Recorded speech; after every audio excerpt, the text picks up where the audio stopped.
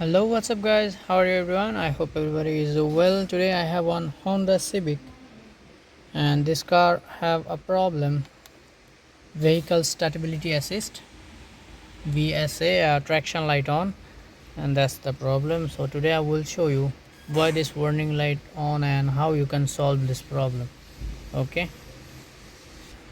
First I check with my diagnosis tool what is the fault actually. So I got fault in left front wheel speed sensor failure, right front wheel speed sensor also failure. That's the fault. C0034 and C0031, that's the fault code. Okay, so now we see in vehicle speed sensor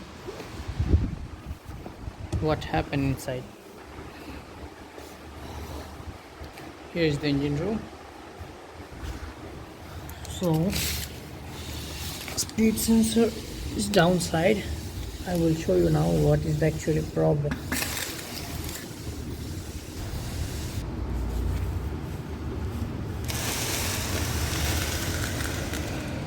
See here, here's the speed sensor, and before I think anyone removed this speed sensor, I don't know.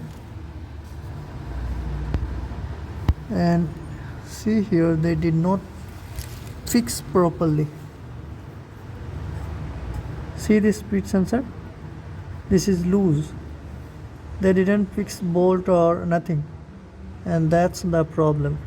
See, so sometimes it didn't get connection for ABS front left speed sensor, wheel speed sensor not working, sometimes speed gate or sometimes failure. That's the problem. That's why vehicle stability control on.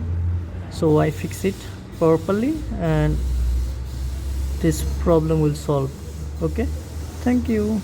See, now I fix it properly, this sensor, and you can see left front wheel speed sensor working. See, perfect. See, when I press brake, this is off, and when I depress, this speed sensor working. Great success. So if your car have same problem, check this out, left speed sensor, left, right or rear. Okay, thank you.